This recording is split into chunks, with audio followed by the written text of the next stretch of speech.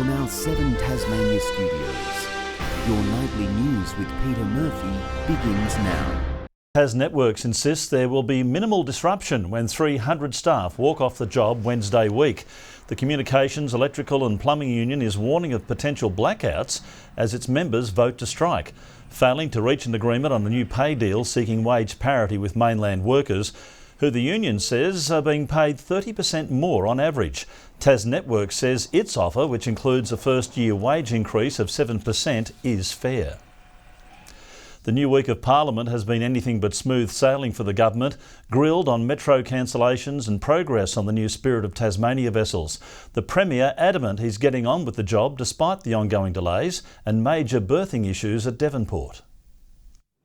The opposition preempting a mayday call on our new Spirit of Tasmania vessels. Premier, can you explain how, even with the ships themselves already more than 3 years delayed, your government has not even started on the wharf upgrades that are critical to allow them to operate? You'd be winning a gold medal for negativity, wouldn't you? But it's more choppy waters for the state government, with concerns the ships, once fully loaded, would sit too deep for the current wharfs. Challenging circumstances of which we will work our way through. The overdue project has also been challenged by massive cost blowouts. Port upgrades skyrocketing from $90 million to $375 million. These are big infrastructure investments, and of course we want the new ships in service as soon as possible, and that's what we'll be doing. From the sea to our roads, with nearly 900 Metro bus services slashed in the past year, questions over Metro's ongoing bus service cancellations. Minister, you've been in the chair long enough. You have the most political experience of anyone in this House. When will you bring this chaos to an end? The Transport Minister blaming the lack of drivers. 25,000 drivers are needed right around Australia. Rolling into a rough week of Parliament. Lily Thompson, 7 Tasmania News. Public sector unions are pleading with the government to be exempt from cuts in the upcoming September state budget. Last month, a leaked memo revealed police, fire and emergency departments will be forced to dock $35 million from their budgets over the next 4 years. Union leaders say the cuts could lead to more than 70 job losses across all departments. We cannot afford to lose anyone that is critical to how we operate. This is a significant cut. We're talking about 13% of this workforce in DPFEM. The government says it's recruiting more police officers and is committed to growing frontline services. Tasmanian drivers are dicing with death at level crossings amid a sharp spike in the number of near misses with trains. It's prompting an emotional plea from train drivers this Rail Safety Week for common sense at crossings before there's a tragedy. A motorcycle darts across a level crossing, followed by another with just a metre to spare. The driver of this ute either doesn't see the 3,000-tonne locomotive or doesn't care. This truck's driver sees the train, but with just enough time to lock up the brakes, which is more than can be said for this hair-raising encounter.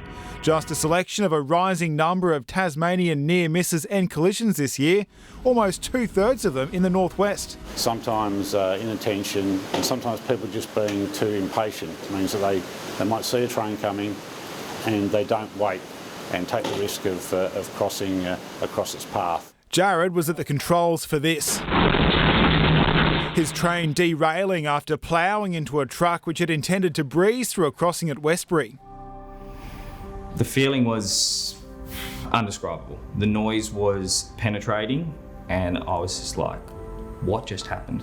Pedestrians too seem blasé to the danger, but even near misses have lasting impacts on train drivers. Every level crossing they get to there, they take a deep breath and they go, oh, please stop, please stop. After 19 years of Rail Safety Weeks, it seems the message still isn't sinking in. The number of Tasmanian near misses jumping from 39 to 68 in 12 months. This crossing in Newstead is among the state's 4 worst. Main Street, Ulverston is top of the list. If you come up to a crossing, stop, check, make sure it's safe. If it is a red light, it's the same as a normal traffic light and you need to stop. It's prompting an emotional new campaign from Tasrail staff asking, what is it going to take to get drivers to play it safe around trains? Spare a minute, don't waste your life or put your family in jeopardy. Just take your time. The train will go through. Nick Kelly, 7 Tasmania News.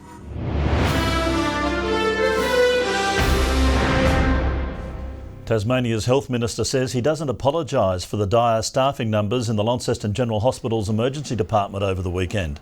Only 18 staff members were on the roster on Sunday, 7 less than the mandated minimum, with the nursing union claiming this put patient care at risk. Guy Barnett blaming the situation on winter illnesses. This is not unusual when there's extra stress and strain on the system in the middle of winter through flu and RSV. The Health Department says in just over 3 months the sector has recruited 568 staff, while 400 have left. A tour of Tasmania with a difference has been turning heads right across the state. Hefner the alpaca has visited some of our most iconic landmarks, spreading an important message along the way. Salamanca markets, Bruny Island, a trip on the Spirit, even a stop at the famous pub in the paddock. You name the local attraction and Hefner's made an unsuspecting visit. There's just so many great places to see. He takes it all in his stride. Not much seems to bother him. His 2-week trip not just about the perfect postcard.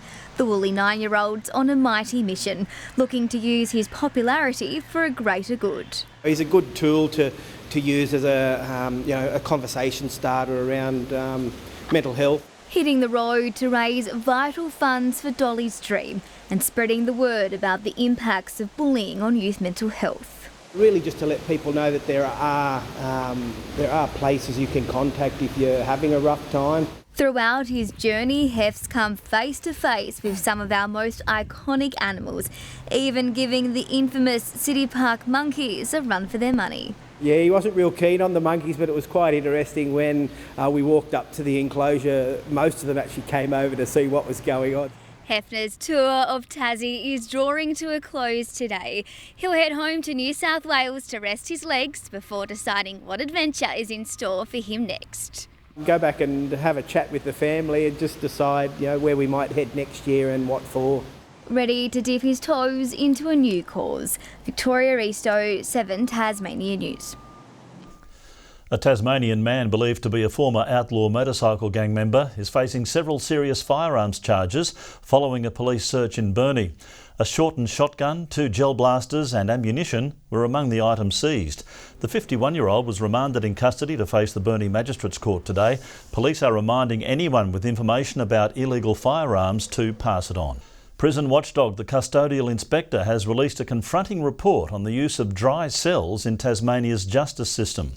The controversial rooms lack plumbing and are used to retrieve contraband. The report finding them inhumane to use on inmates in any circumstances. The community and public sector unions say their use is a failure of the system, not the staff. It's very hard to implement legislation or human rights principles if you do not have enough staff to do it safely.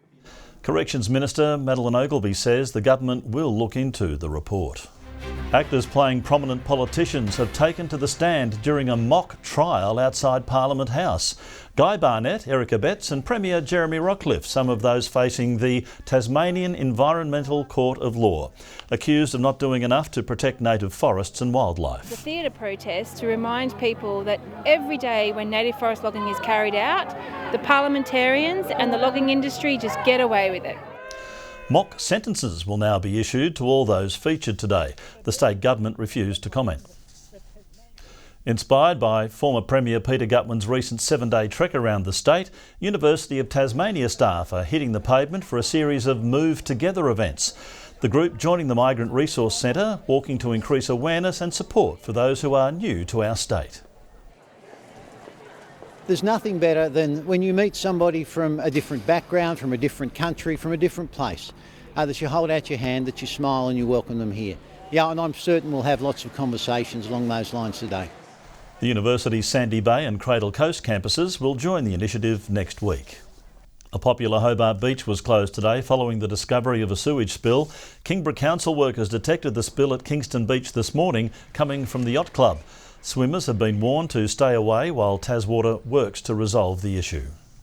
A talented crop of performers have their pom-poms at the ready, warming up their vocal cords for the opening night of the musical rendition of the cheerleading classic Bring It On. 9 years after it first hit the Princess Theatre stage, Launceston College is revisiting the show, giving it a new twist with plenty of stunts to wow audiences.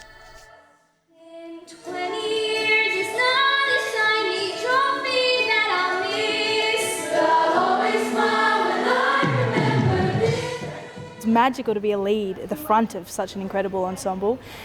The dancing is like nothing else.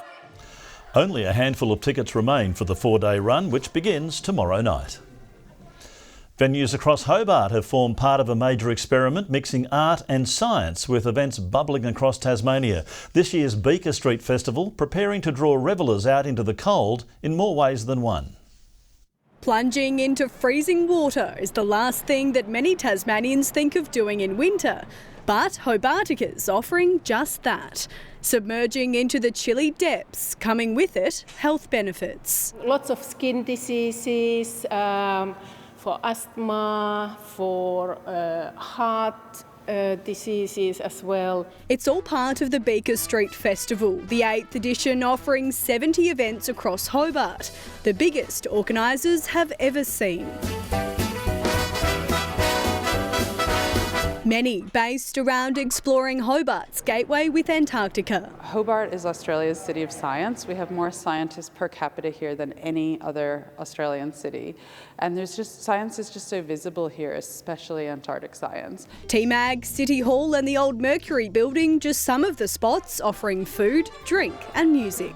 We've got scientists in the pubs, so various pubs in Salamanca over the next few nights will be hosting whole groups of scientists. Beaker Street will run for the next week, with some of the biggest events expected to go off with a bang this weekend, including glow tours and future eats at Mona, expecting big crowds. But if you can't wait until Friday, restaurants from Hadley's to Pepina are open for special food-themed events. There's food, there's drinks, there's talks, there's music. Hobartica opens tonight with a full schedule online. Ruby Cairns, 7 Tasmania News. After being Tassie's top council in last year's local government blood drive, Launceston wants to go one better this time and be number 1 nationwide. Staff will be rolling up their sleeves this September for the annual event, which brings out the competitive side of Australian councils.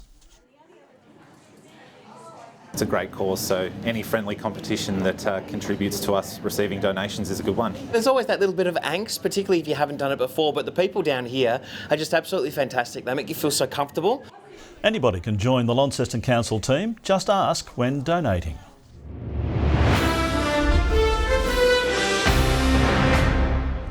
After struggling early in the Premier League season, things are beginning to look up for Derwent thanks to a 2-0 victory over Diamondbacks on the weekend. There's now a spot in the top 4 and a ticket to finals on the line.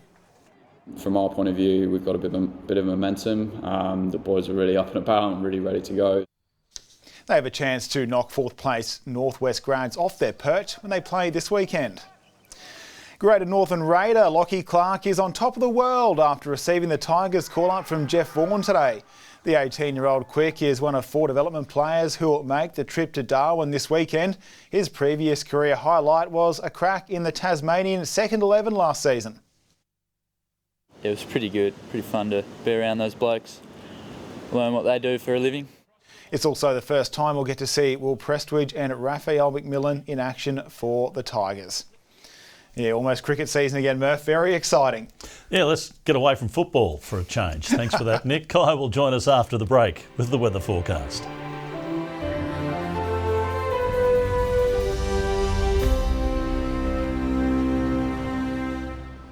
Good evening. Hobart and Friendly Beaches maxed out at 16 degrees today. 15 for Burnie, 14 for Devonport and 13 for Launceston. King and Maria Island both 15, as well as Smithton, Grove and Bushy Park.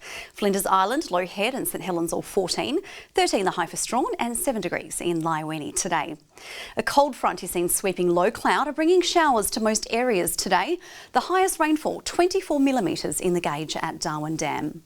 Low cloud moved over Tasmania following that cold front, with large parts of the east and north of the continent experiencing patchy low cloud. Tomorrow, a ridge of high pressure will centre over eastern Australia as the cold front crosses the southern ocean. West to northwesterly winds 15 to 25 knots, increasing to 30 knots about the east and 35 knots in the south. Westerly swells building upwards to 4.5 metres in the south. We have a gale warning for coastal waters between Tasman Island to Low Rocky Point tomorrow, and a strong wind warning for waters between Stanley to Tasman Island, and also for the central west coast and the southwest lakes.